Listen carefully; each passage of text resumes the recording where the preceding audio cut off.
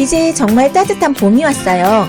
봄도 숨쉬고 나도 숨쉬고 우리 모두도 숨쉬고 오늘은 숨에 관해서 이야기를 좀 해볼게요. 먼저 퀴즈 하나 내볼게요. 숨을 쉴 때 들이마시는 숨이 중요할까요? 내쉬는 숨이 중요할까요? 한번 생각해 보세요. 전 요즘 이왕이면 바른 숨쉬기 운동은 뭘까? 세포에게 이로운 숨쉬기는 뭘까 생각해 보다가 이제 이 이야기 해드릴게요. 호흡은 숨쉬기, 즉 숨을 들이마시고 내쉬는 것.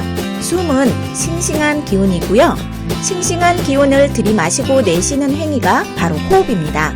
여기서 싱싱한 기운의 구성 요소가 달라진다는 거예요. 들이마실 때 주된 요소는 산소이고요. 내쉴 때는 이산화탄소. 이 정도쯤이야 기본이시죠?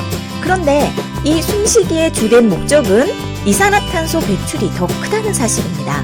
즉 호흡의 주된 목적은 산소를 얻기보다 이산화탄소를 우리 몸에서 빨리 제거하기 위해서라는 것. 그럼 결국 숨을 들이마시는 것보다 내쉬는 것이 더 중요하다는 것이죠. 왜 그럴까요? 그럼 차근차근 호흡은 외호흡과 내호흡으로 구분되고 있어요. 외호흡은 일반적으로 코와 입으로 숨쉬는 것이고요.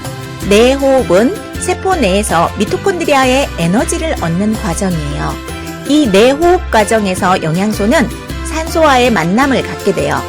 그럼 이 영양소는 화학 반응으로 물과 이산화탄소로 분해되고 이때 에너지가 발생되는 거죠.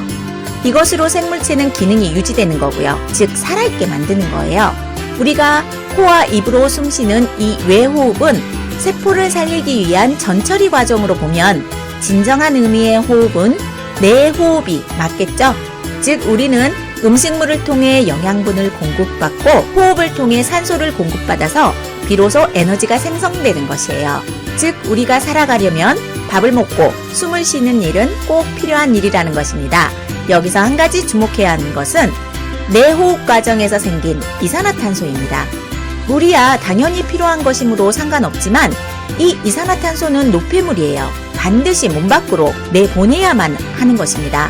몸 밖으로 내보내는 과정을 좀 살펴보면 혈액으로 다시 받아서 폐로 이동시킨 다음 기관지를 통해서 몸 밖으로 나오게 되는 거예요. 그래서 호흡의 주된 목적은 이산화탄소를 몸 밖으로 제거하기 위한 것이라 해도 과언이 아닌 거죠. 노폐물이 계속 쌓이게 되면 몸이 병들 테니까요. 그럼 여기서 숨 쉴 때 쓰는 근육을 좀 구분해 볼게요. 숨을 들이마실 때 쓰는 근육이 다르고요. 숨을 내쉴 때 쓰는 근육이 다르다는 것입니다. 숨을 들이마실 때는 횡격막, 갈비사이근, 사각근, 작은 가슴근, 앞톱니근, 목비근, 갈비 올림근, 상부 승모근, 광배근, 쇄골하근 이렇게 10개가 사용되고 있고요. 숨을 내쉴 때는 속 갈비사이근, 내복사근, 외복사근, 항문올리근, 세모가슴근, 횡근근막, 배세모근, 복직근 이렇게 8개가 사용되고 있어요. 우리가 여기서 주목해야 하는 것은 내쉴 때 쓰는 근육이 얼마나 제대로 쓰이고 있는지 이 부분을 체크해야 합니다. 그러므로 노폐물 제거, 해독을 위한 호흡 운동으로 적합한 운동이 있습니다. 바로 IAP 호흡 운동, 복압 호흡 운동이 효과적이에요.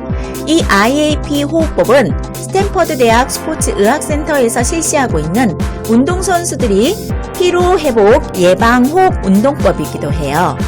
운동선수들은 강도가 센 운동을 하기 때문에 피로가 금방 쌓입니다. 그래서 피로에 강한 몸 만들기의 핵심은 복압 호흡이에요. IAP 복부 내부 압력, 복압. 쉽게 말하면 배를 부풀린 상태를 유지하고 숨쉬기를 하는 방법이에요. 이 호흡법을 실천하면 아까 말했던 숨을 내쉴 때 쓰는 8가지 근육이 더욱 발달하게 되는 것이고요. 즉 내쉴 때 꼭 필요한 근육들이 제대로 움직인다는 뜻이에요.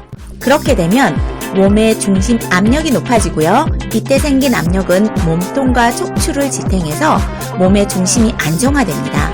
몸의 중심이 안정화되면 중추신경의 흐름이 원활해져서 불필요한 움직임과 근육의 부담이 줄고 피로도 적게 쌓이는 거예요.